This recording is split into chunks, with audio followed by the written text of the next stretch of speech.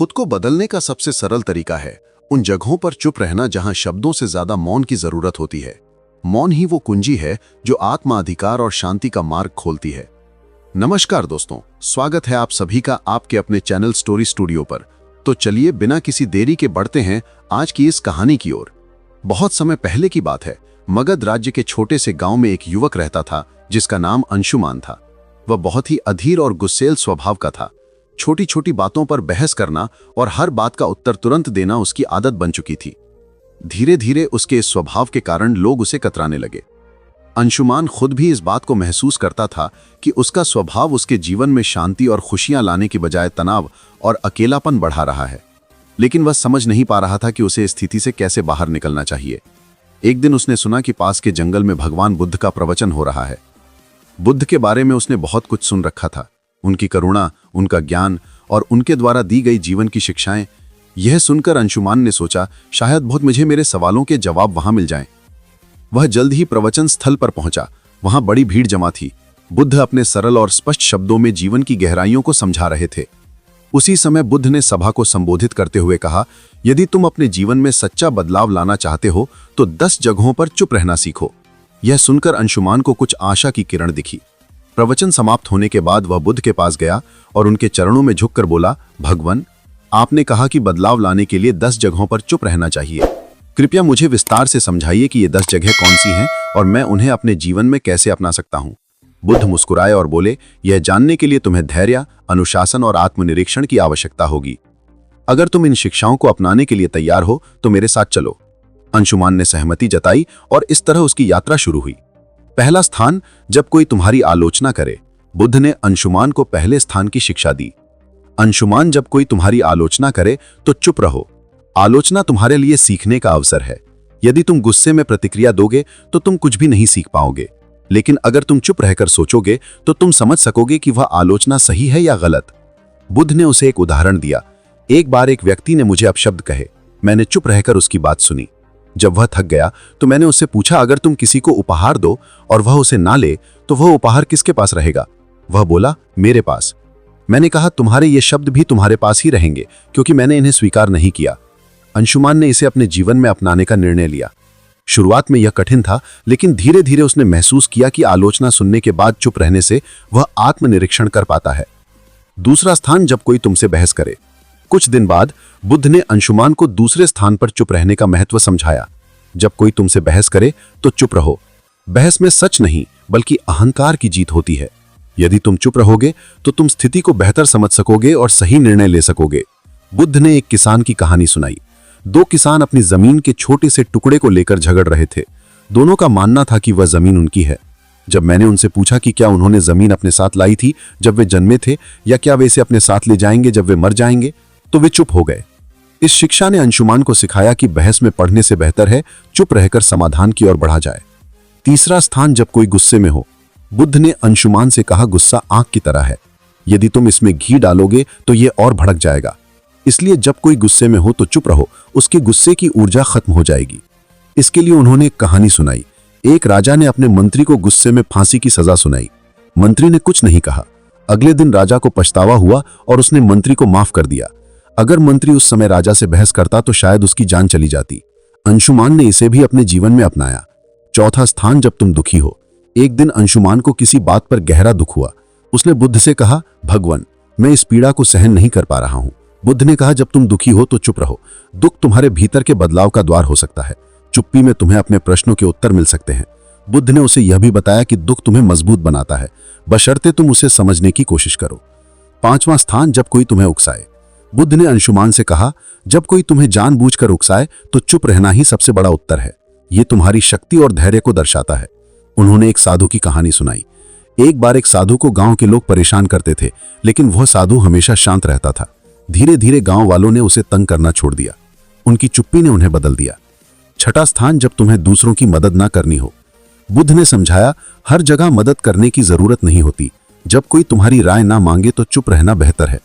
यह शिक्षा अंशुमान के लिए बहुत उपयोगी साबित हुई।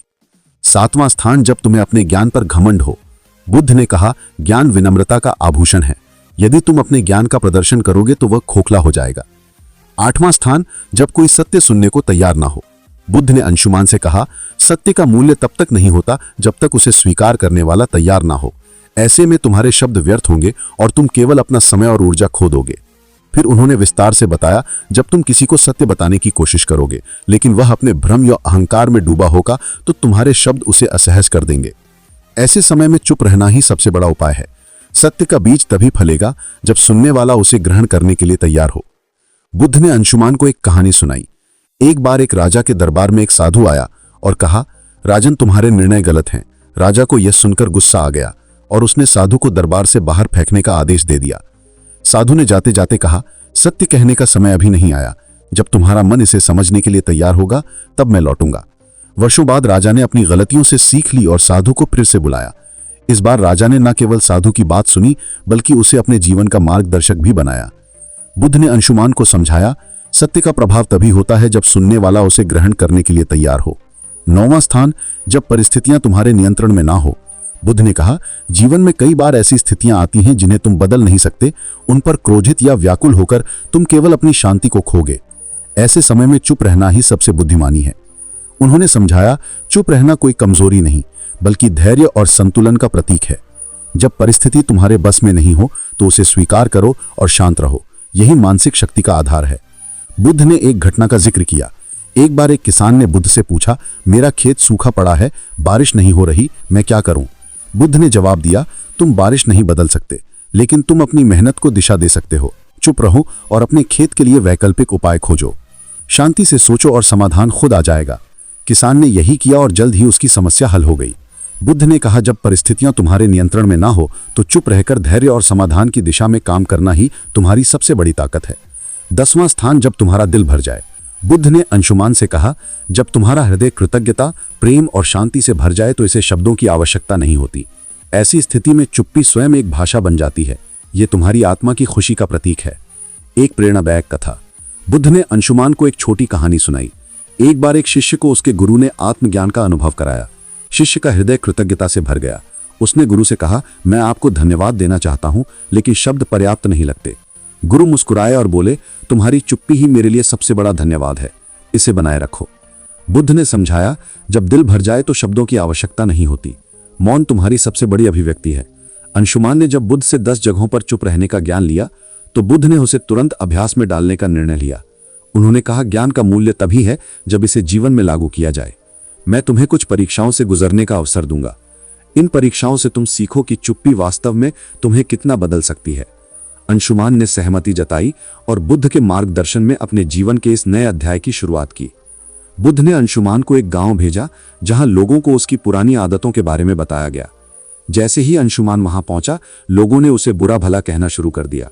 गांव वालों ने कहा, तुम्हारे जैसे लोग कभी नहीं बदल सकते, तुम हमेशा दूसरों को दोष देते हो, तुम यहां क्यों आए हो? अंशुमान का स्वभाव था कि वह तुरंत जवाब दे और खुद को सही साबित करे, लेकिन इस बार उसने बुद्ध का बताया पहला स्थान याद किया, जब कोई तुम्हारी आलोचना करे तो चुप रहो। वह शांत खड़ा रहा।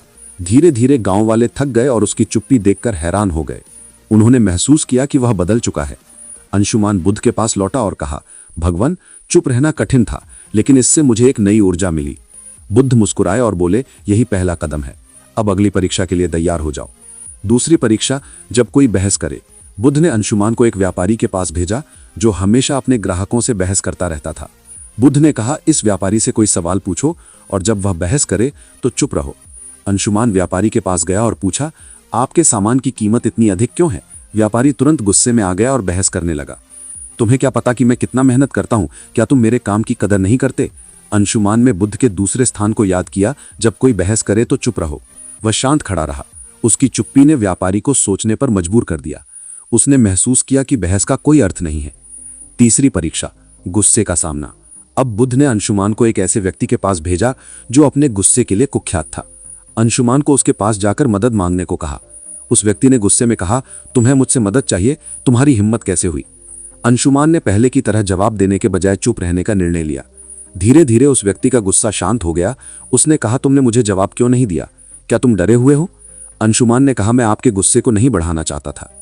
उस व्यक्ति ने महसूस किया कि चुप्पी में शक्ति है। चौथी परीक्षा, दुख का सामना।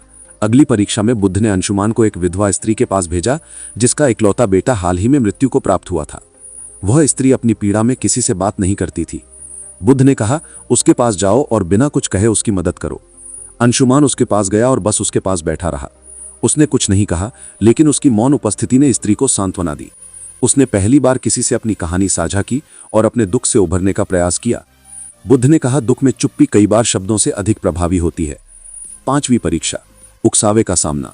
बुद्ध ने अंशुमान को एक ऐसे समूह के पास भेजा जो उसे उकसाने के लिए तैयार था। उन्होंने अंशुमान को अपमानजनक बातें कही, लेकिन अंशुमान शांत रहा। उसकी चुप्पी ने उन्हें हार मानने पर मजबूर कर दिया। परीक्षाओं के बीच अंशुमान ने बुद्ध से पूछा, भगवान, चुप रहना कैसे इतना प्रभावी हो सकता है? बुद्ध ने कहा, एक बार एक राजा ने एक साधु से पूछा, जीवन में सबसे बड़ी ताकत क्या है? साधु ने राजा को एक कटोरा पानी और तेल दिया। उसने कहा, पानी और तेल को मिलाओ। राजा ने कोशिश की, लेकिन तेल पानी में घुल नहीं पाया। साधु ने कहा, चुप्पी तेल की तरह है, इसे तुमसे अलग नहीं किया जा सकता।